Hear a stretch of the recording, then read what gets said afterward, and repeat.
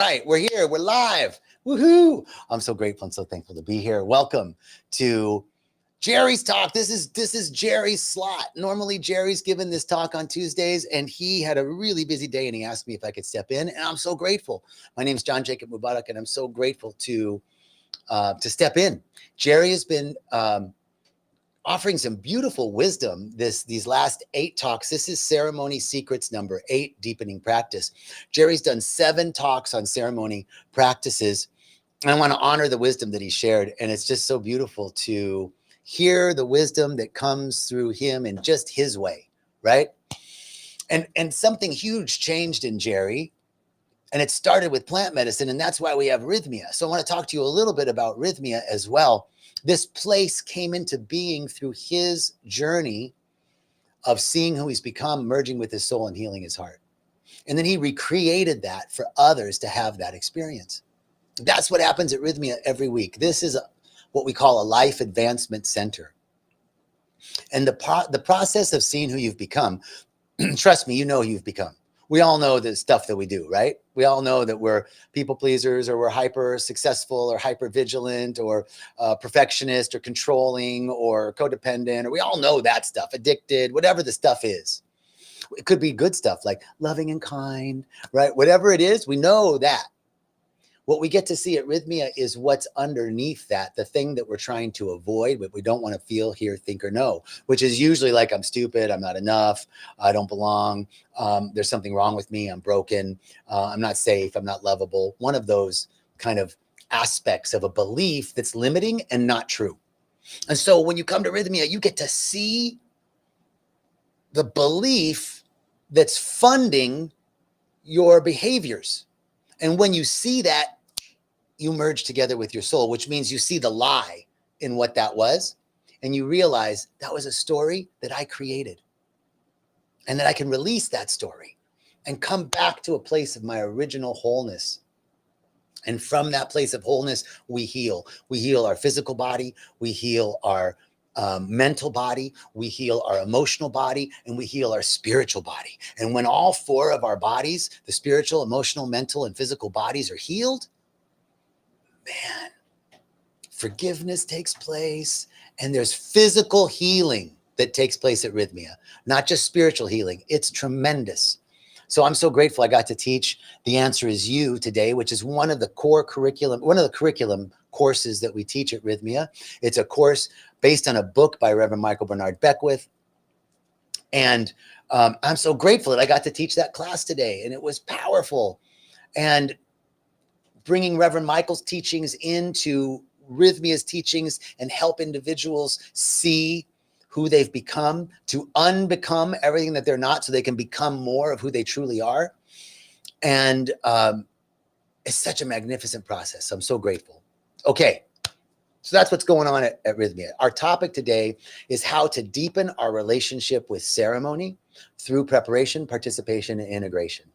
Okay, so ceremony, like there is a ceremony. We do 4 ceremonies, 4 plant medicine ceremonies at Rythmia. We do 3 breathwork ceremonies at Rythmia. But the truth is, the whole week is a ceremony. And the truth is, your life is a ceremony. Everything is sacred. Every moment is sacred. Every scene is an altar, if we have but eyes to see and ears to hear. So I want to talk briefly about deepening practice in ceremony. Ceremony secrets, deepening practice. So one of the most beautiful things about Rythmia is that you're in community. And a lot of people go, oh, that's too many people. And let me tell you, the collective energy of the group amplifies personal transformation. The collective energy of the group amplifies personal transformation. It's multiplied, right? Where 2 or more are gathered, the consciousness is multiplied. And so what I see in class all the time, what I love about the classes is when I get to facilitate the classes, I might work with one person in class, but while I'm working with that one person, everybody is getting something out of it. I was talking to some people after class today, and he was like, oh my God, there were so many tidbits that I saw. My story wasn't exactly like the ones you were talking about, but when you were working with that person and you were talking about this and this was happening, I was picking up stuff for myself. So being a witness to other people's healing creates deeper healing and a deeper embodiment of those insights for us. Community, Reverend Michael says community boosts your immunity. Community boosts your immunity to the lower thought forms of separation, lack, limitation, not enoughness, isolation. And it's the importance of sharing ourselves and supporting others. It's this twofold piece that's important about community, that we share ourselves. And in sharing ourselves authentically and vulnerably, there's healing.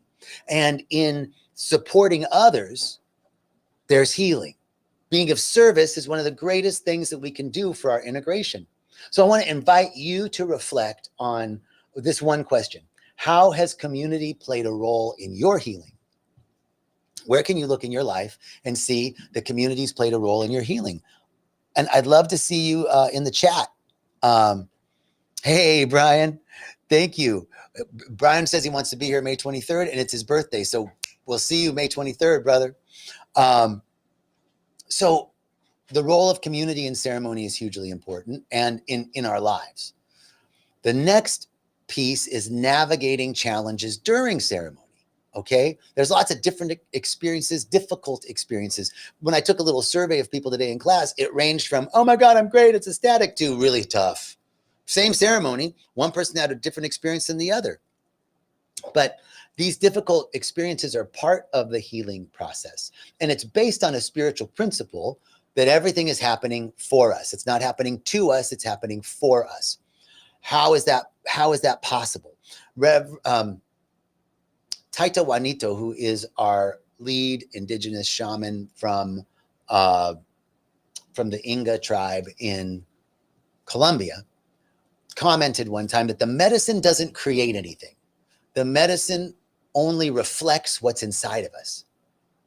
So, you know, if you have beautiful things, if you see beautiful things, beautiful colors, beautiful visions, you got beautiful things inside of you. If you see scary things and ugly things, well, you're screwed. No, that's not what I'm saying. If you see scary things, it means that it's just something within you seeking to be healed, something within you that's seeking to be brought to the light, something within you that's seeking to be loved. Those things need more love within us, not less, but it's all from within us. So when you see challenges in ceremony, know that it's a reflection of something seeking to be healed. And at Rythmia, one of the things that's different about Rythmia than any other ayahuasca retreat center, or I would say retreat center, period, is the curriculum. There's 4 principles that really help you get through ceremony. One is to breathe, relax, and smile. Trust and surrender. Trust, surrender, breathe, relax, smile. Trust, surrender, breathe, relax, smile. Right? Trust that everything is happening for you. Surrender to what you're experiencing. Just like welcome the medicine, don't fight it. Breathe. Long, slow, deep inhalations. Boy, if life is a ceremony, trust, surrender, breathe, relax, smile would be 5 key points to navigating difficulties in life, right? Breathe, relax the body. Don't tense up. I'm not going to get any new information when I'm like, right? But I relax. Relaxation is a state of being that is required for insight and spiritual expansion and growth. So to be relaxed isn't just like, like, oh yeah, I just got to be relaxed because, it's healthy. No, I mean, it's a necessity to receive insights. So breathe, long, slow, deep inhalation, scan the body from head to toe, just a general scan, and check in with how you're feeling. Relax the body, relax the body. Put a smile on your face, open up to life. Take life as it is given. If you can take the ceremony as it's given to you, we can take life as it's given to us. This is a key of acceptance in moving through difficult things in ceremony. And so that's one of the principles that we teach at Rythmia. The other is to go to what's hard. The universe rewards bravery. And typically, when you see difficult things in ceremony, and let's just say in life, we want to run away from them, or we want to just go right into them. In ceremony, we want to kind of stay in neutral and observe. And when I just watch something, it changes. This has been proved over and over again. Something really scary comes up. I don't want to run away from it. I don't want to go into it. I just want to be in neutral And when I watch it, when I observe it, it changes. In fact, that's a law of quantum physics. The observer, the principle of the observer is that in the act of observation, we change physical reality. And this has been proven as we observe on the subatomic level. The microscopes that we use to observe subatomic particles and even atoms release a certain amount of energy in their observation, and therefore change the mass of that atom or of that particle. And in changing the mass of that particle or atom, it changes its trajectory. We literally change physical reality in our observation. This gives new meaning to the biblical phrase, give me eyes to see and ears to hear. Give me eyes to see and ears to hear, a new way of seeing. Wayne Dyer says, happy people live in a happy world. Hostile people live in a hostile world. Same world. Same world. It's the eyes through which we see. Most often, we're not seeing what's real. We're interpreting reality through our opinions, judgments, perspectives, points of view. That's not reality. That's our judgment filtering reality. If we could see beyond judgment, if we could go to that field that Rumi talks about, beyond right doing and wrong doing, beyond right and wrong, good and bad, beyond judgment, there's a field of infinite possibility and infinite potential. We see that by just observing without running away or going into. Another super important tip for navigating challenges during ceremony is to know that what's coming is going. What's coming up isn't coming to stay. So apply that in life. What I'm experiencing right now in life isn't coming to stay. It's coming to be healed. Now I can make it stagnant by getting caught in it, getting caught in the story, getting caught in victimhood. That stagnates it. But if I am in the mindset that what's coming is going, let me observe, how is this happening for me? Whatever's happening in ceremony, whatever's happening in life, it's happening for me. It's something that's being reflected back to me, that's seeking to be healed within me. Then I'm asking empowering questions, and I can release that and let it go instead of holding it and making it stagnant. What's coming is going. It's coming up and out. It's coming up to be healed. That's one of the beautiful principles at Rythmia. And it's a great way to navigate challenges in ceremony. And ceremony is a microcosm of life. What's happening in ceremony, what's happening in the retreat is a microcosm of what's happening in your life. Pay really close attention. When we start to be observers of our own life experience, we begin to be able to heal the very things that we've been running away from. Okay. So a third part of our talk on deepening practice is post-ceremony integration, right? Ceremony, or the event of insight, is only the beginning. The real work is now applying it in life. Like 50% is ceremony, 50% is the event, 50% is how you take it into your life. So at Rythmia, we have an amazing app, the Our Life app, Rythmia Life app, which is a aftercare app that has meditations and breath work and classes and opportunities for you to connect with integration coaches. All of that's in the app. And so that's one thing that we do to help individuals integrate post-Rythmia. Journaling and reflection are hugely important. Meditation and breath work. Meditation. Don't tell me you can't meditate. Every time I sit down to meditate, my mind just goes everywhere. That's meditation. That's what it is, right? You sit down and your mind goes, I don't want to do this. What are you doing? And you go, guess what? I'm sitting here. Yep. And it's that simple. You go, I'm just going to watch my breath. Sounds simple. I'm going to watch my breath. Just going to sit here. And you start watching your breath. You get 3 breaths in and you remember something that happened 15 years ago that nobody's thinking about, and you cringe. Oh, I can't believe I said that. Oh, back. Okay. Back to my breath. Okay. Back to my breath. Then you remember, oh, I need to get up and I need to, what am I cooking for dinner tonight? What are we going to, oh, do I need to pull that out of the freezer? Oh, I'm thinking again. Okay. Back to my breath. I'm going to sit here and listen, watch my breath. Okay. Then something else comes up and you come back to your breath, and something else comes up and you come back to your breath. That's meditation. There's no such thing as a bad meditation. But as we refine our ability to have dominion and sovereignty over our mind, placing our awareness where we want to place it, What you're telling me when you say, I can't meditate because my mind goes everywhere, it's that you don't have dominion over your own mind. We want dominion over our mind. Sovereignty is actually the ability to be able to think about what you want to think about, to place your awareness where you want to place it. That's sovereignty. Okay. So, one more thing I want to tell you is that I had a vision in ceremony one time. I was sitting in front of a half moon of waterfalls, and sitting in front of this half moon of waterfalls, and they were all flowing into one river, and the river was flowing over me. And I asked, what is this? And the answer came that each of those waterfalls were an intention that I set in ceremony. And they're still working. They're still flowing over me. They're still working. So the intentions that we set in ceremony are so important. And so that the medicine continues working when we commit to integration. If you don't commit to integration, it's gone. But if you commit to integration, to journaling and breath work and meditation, and I'm going to get to the next point, which is diet and exercise. All of those things help you to stay connected, help you to let the medicine continue working. So the importance of diet and physical preparation. One is pre-ceremony. We have a whole dieta. You want to start releasing things from your diet so you can clean the body, not only the physical body, but the mental body and the emotional body. We want to get as clean as we can so the medicine can get to the heart of the matter. We don't want it to have to go through all this stuff.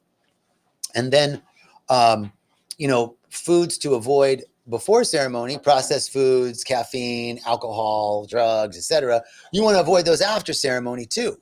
Keep your body temple at least for 2 weeks as pure as you can to let these insights and downloads really integrate into the body.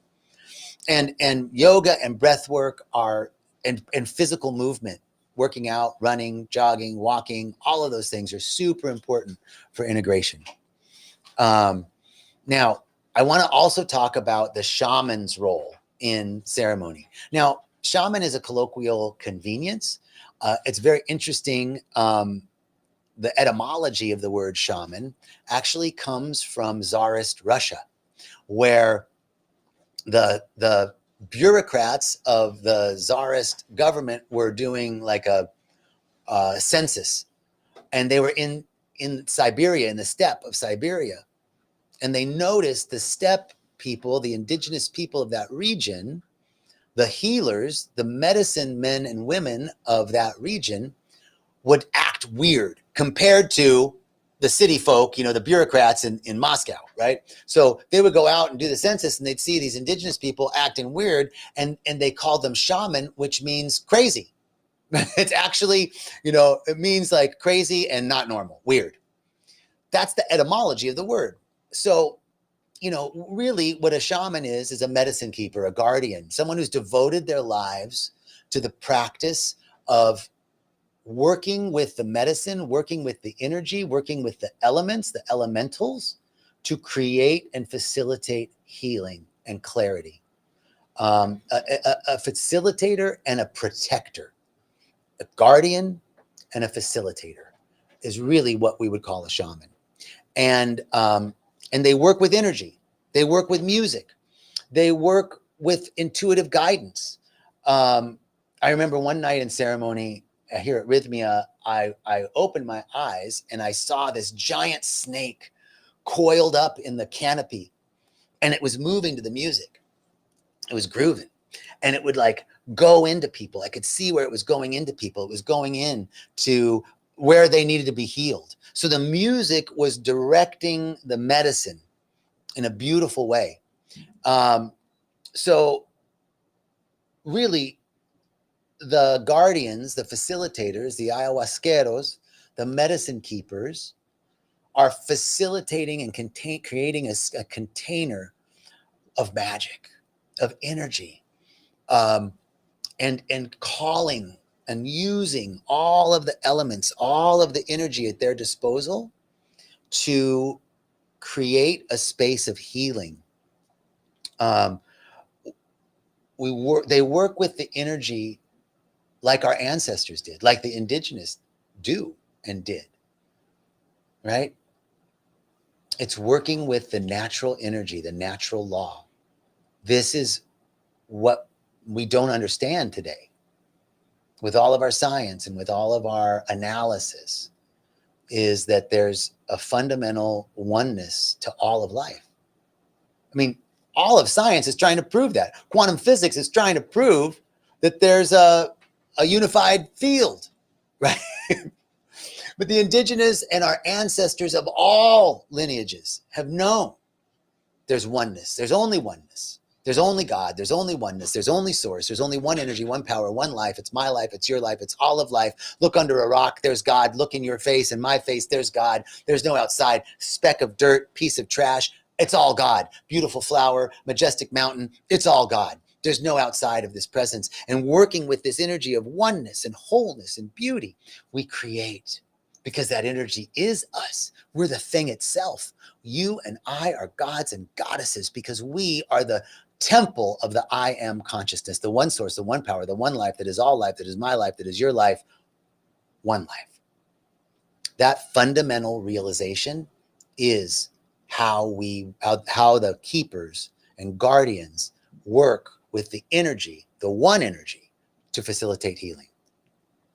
So, finally, integrating ceremony insights into daily life brings in an awareness of intentionality, journaling and intentionality, setting intentions, knowing that you don't need another ceremony. You healed the things in ceremony, but you now have to integrate them. You now have to embody them. So there'll be a process of integration where you get stuck. You're like, maybe you were trying to heal your anger, right? And you go to ceremony and you're like, oh, I see why I was so angry. I released it. I'm so good. I'm peaceful and happy. Then you go home and somebody cuts you off in traffic and you're like, or your kid says something to you, your wife says something to you, your colleague says something to you, you see something on the news and you flip your lid. Oh, shit. I didn't heal that. You did. There's a 6 to 9 week window of neuroplasticity post-ceremony, and you're going to default to your old way of being because that's a well-worn neural pathway. But to this 6 to 9 weeks of neuroplasticity, you can choose peace, choose love, keep choosing the thing you saw in ceremony, and eventually within 6 to 9 weeks, it will become embodied. It will become second nature. So this is the importance of integration. Don't think you're going to be perfect. We don't need you to be perfect. We just need you to be you, remembering what you saw in ceremony and choosing peace instead of anger, choosing joy instead of sadness, choosing, because you saw it in ceremony, you had a realization, you had an insight. Now you have to integrate it and eventually embody it to where it becomes second nature. So every day can be ceremony. If we choose to walk in the presence and the reverence, if we choose to walk seeing all of life is alive, that everything is alive. Everything has the energy of the divine in it. Everything, even synthesized things, even your phone, even your computer, even the lights, even the buildings, even this couch, even my hat, everything, whether it's synthesized or growing out of the ground, has the same energy of life, the oneness. And if we walk with that awareness, with that presence, we're integrating ceremony. We're making every day a ceremony. So we talked about integrating insights into ceremony. We talked about understanding the facilitator and protector's role. We talked about the importance of diet and physical movement. We talked about post-ceremony integration practices, and we talked about navigating the challenges of ceremony, and we talked about the role of community in ceremony. This is all ways of deepening our practice. And so I'm super grateful. I want to encourage you to reflect, like, what's one ceremony insight that changed your life? What's one ceremony insight that changed your life? I'm looking at the comments here. Hi, Susan. Good to see you. Brandy. Yes, commit to going to integration. Rochelle says, what about having zero energy? In other words, are you having zero energy post-ceremony? Right? That might be, you need rest. I know it's really, really a profound insight, but no energy, right? You got to take care of yourself. Proper sleep, proper nutrition, proper hydration, proper posture, proper sunlight, continue to nourish yourself and to accept yourself exactly as you are. Thank you, Rochelle. Beverly, thank you, Beverly, for your kind comment. Thank you all for joining. I'm so grateful. I'm so thankful. Wishing you peace and richest blessings, and I'll see you soon. Thank you.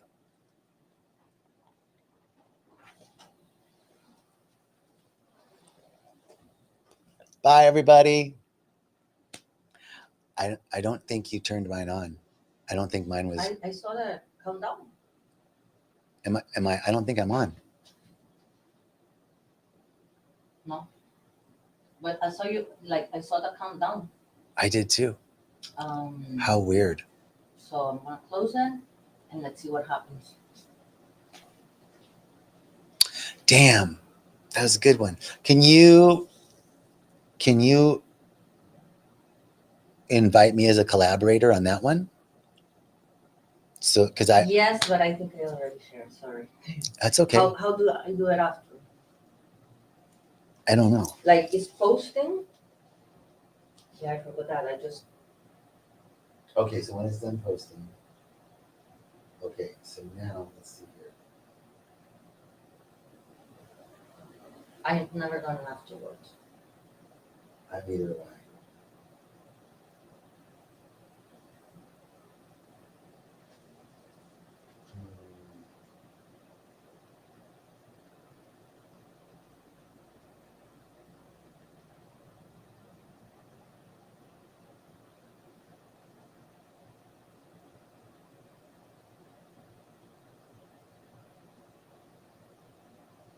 What if you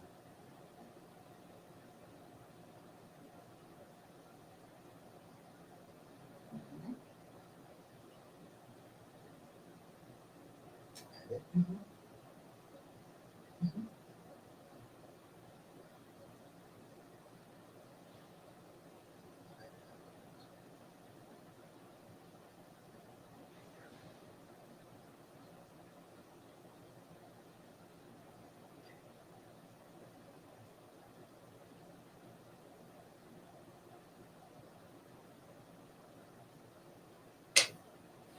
Awesome. Then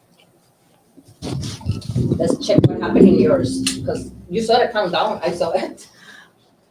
This has been some interesting So things that have been happening. maybe you have to restart update your cell phone. Do you have like an update? Because usually when there's a software update, shit don't work.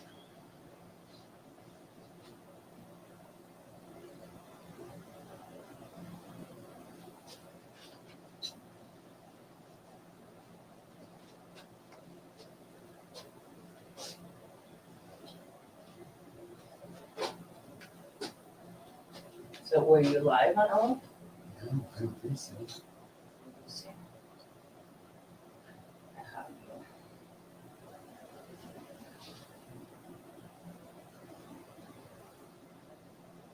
It's so slow right now.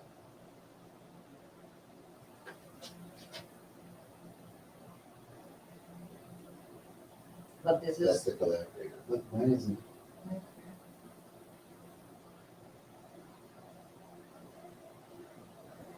Let me restart my phone. no. Do you have enough software update? So yeah, it's just the collaborator. Go to settings.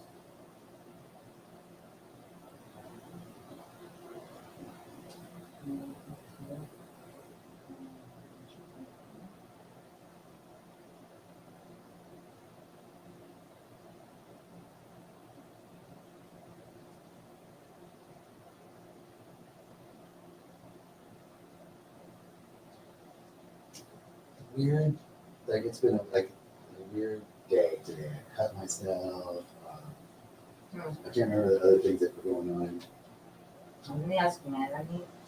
Okay, it's okay. I think I need to restart my phone, but I need to go grab a quick bite of lunch and then go meet with Jacob. Why?